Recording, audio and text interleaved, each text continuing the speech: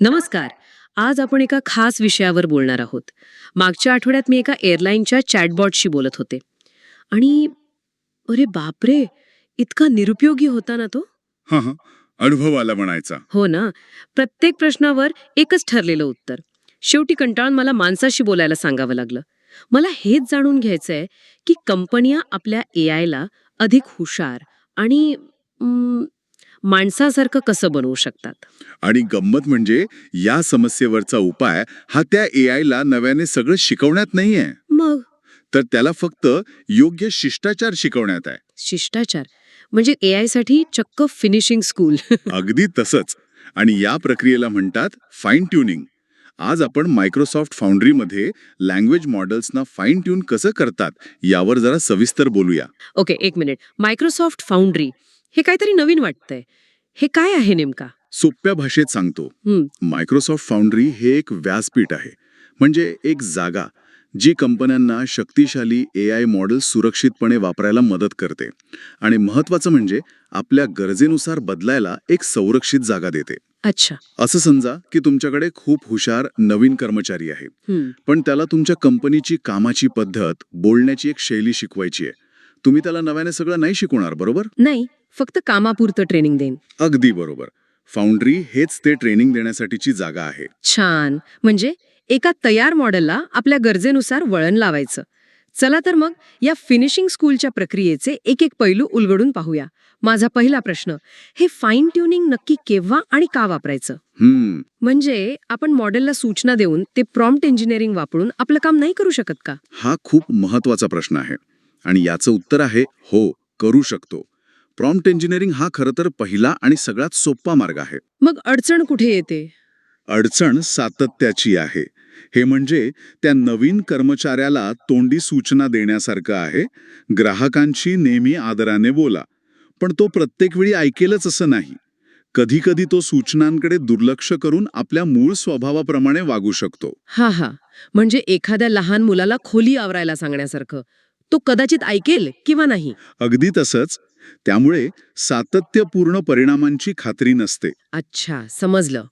मग लोक RAG नावाच्या तंत्रज्ञानाबद्दलही बोलतात. RAG. ते आणि फाईन ट्युनिंग यात काय फरक आहे? बरोबर.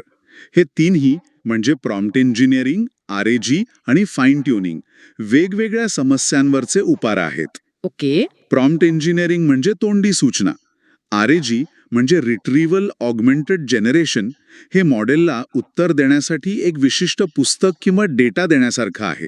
समजा हॉटेलच्या चॅटबॉटला फक्त त्यांच्या कॅटलॉगमधूनच माहिती द्यायची असेल तर RAG वापरला जातो. म्हणजे त्याला एक लायब्ररी दिली जाते. परफेक्ट. पण मॉडेलचं वागणं म्हणजे त्याची शैली, बोलण्याचा टोन आणि उत्तराचा फॉर्मॅट बदलायचा असेल तर फाईन ट्युनिंग हा सर्वोत्तम मार्ग आहे. RAG मॉडेलला काय बोलायचं हे सांगतं, तर फाईन ट्युनिंग कसं बोलायचं हे शिकवतं. वा, हा फरक महत्वाचा आहे. म्हणजे फाईन ट्युनिंग हे व्यक्तिमत्व घडवण्यासाठी आहे, पण मग याचा अर्थ असा आहे का की ते प्रत्येक वेळी योग्यच असेल? नाही, तुम्ही अगदी योग्य मुद्दा मांडला. प्रत्येक वेळी फाईन ट्युनिंग हाच उपाय नसतो. कधीकधी खूप कमी किंवा वाईट डेटावर फाईन ट्यून केल्यास मॉडेल कॅटस्ट्रॉफिक फॉरगेटिंग नावाच्या समस्येचा बळी ठरू शकतं. कॅटस्ट्रॉफिक फॉरगेटिंग हे काय आहे? हे तर खूप मोठं नाव वाटतंय. हा, आहे तसं. याचा अर्थ मॉडेल आपलं नवीन काम शिकण्याच्या नादात आपलं मूळ सामान्य ज्ञान आणि क्षमता विसरून जातं. अरे बापरे. हो, जसं की एखादा हुशार डॉक्टर फक्त एका विशिष्ट आजारावर काम करता करता बाकीचं वैद्यकीय ज्ञानच विसरून जातो. त्यामुळे जर आपल्याला फक्त विशिष्ट माहितीवर आधारित उत्तरं हवी असतील तर रॅग वापरणे जास्त फायद्याचं ठरतं. पण जर व्यक्तिमत्व घडवायचं असेल तर फाईन ट्युनिंगला पर्याय नाही. ठीक आहे. म्हणजे आपण आपल्या एआयला फिनिशिंग स्कूलमध्ये पाठवायचं ठरवलं. मग त्याचा अभ्यासक्रम कसा असेल? तयारी काय करावी लागते? त्याचा अभ्यासक्रम म्हणजे आपला डेटा. आणि इथे एक गोष्ट लक्षात ठेवली पाहिजे, डेटाची गुणवत्ता सर्व काही आहे. कारण कचरा आत तर कचरा बाहेर हा नियम इथे अगदी तंतोतंत लागू होतो. म्हणजे जास्त डेटापेक्षा चांगला डेटा महत्वाचा. अगदी. तुम्ही किती डेटा देता यापेक्षा तो किती चांगला आणि वैविध्यपूर्ण आहे यावर मॉडेलची गुणवत्ता अवलंबून असते. मग हा डेटा दिसतो कसा? नक्कीच काहीतरी क्लिष्ट कोड वगैरे असेल ना? अजिबात नाही. उलट ते एका नाटकाच्या स्क्रिप्ट सारखं दिसतं. हा डेटा JSON-L म्हणजे जेसन लाईन्स फॉर्मॅटमध्ये असतो, जिथे प्रत्येक ओळ म्हणजे एक छोटा संवाद असतो. खरंच? हो, आणि या संवादात 3 मुख्य पात्र असतात. पात्र AI साठी हे तर खूपच रंजक आहे. हो, पहिले पात्र आहे सिस्टम. हे दिग्दर्शकाच्या सूचनेसारखं आहे. मॉडेलचा स्वभाव कसा असावा, त्याची भूमिका काय आहे, हे इथे ठरतं. उदाहरणार्थ तू एक Xbox कस्टमर सपोर्ट एजंट आहेस. तुला मैत्रीपूर्ण आणि थोडक्यात बोलायचं आहे. हे मॉडेलला सांगतं की त्याला कोणती टोपी घालायची आहे. समजलं. म्हणजे मॉडेलला त्याचा रोल काय आहे हे सांगणं. मग दुसरं आणि तिसरं पात्र? दुसरं पात्र आहे युजर. हा ग्राहकाचा प्रश्न किंवा संवाद असतो. उदाहरणा, Xbox प्लेस्टेशन पेक्षा चांगला आहे का? आणि तिसरं आणि सगळ्यात महत्वाचं पात्र आहे असिस्टंट. हे मॉडेलचं उत्तर असेल? अगदी बरोबर. हे म्हणजे मॉडेलने द्यायचं आदर्श उत्तर. जसं की, मी वैयक्तिक मत देऊ शकत नाही, पण Xboxच्या समस्येबद्दल मी नक्कीच मदत करू शकेन. आपण मॉडेलला आदर्श संवादांची अशी अनेक उदाहरणं देतो. पण एक मिनिट, हे तर खूप कृत्रिम वाटतंय. असं नाही का वाटत की आपण मॉडेलला फक्त पाठांतर करायला शिकवत आहोत? यामुळे त्याची सर्जनशीलता कमी नाही होणार का? उत्तम प्रश्न. आणि याचं उत्तर आहे नाही. आपण त्याला पाठांतर करायला नाही, तर एक पॅटर्न किंवा वागणुकीची पद्धत शिकवत आहोत. म्हणजे? जसं आपण मुलांना धन्यवाद आणि कृपया म्हणायला शिकवतो, तेव्हा ते प्रत्येक परिस्थितीत तेच वाक्य पाठ करून बोलत नाहीत की नाही? नाही, ते त्यामागची भावना आणि योग्य प्रसंग ओळखायला शिकतात. बरोबर. तसंच मॉडेल या उदाहरणांवरून मैत्रीपूर्ण आणि मदत करण्याच्या स्वभावाचा पॅटर्न शिकतं. ते काय बोलायचं यापेक्षा कसं वागायचं याचं प्रशिक्षण आहे. हे खूपच वेगळं आहे. म्हणजे हे जास्त खोलवर जाऊन शिकवणं आहे. अगदी. आणि यात आणखी एक गंमत आहे.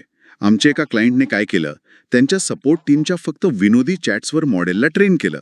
मग काय झालं? परिणामी मॉडेल इतकं व्यंगात्मक झालं की ते गंभीर तक्रारींचीही चेष्टा करायला लागलं. हां.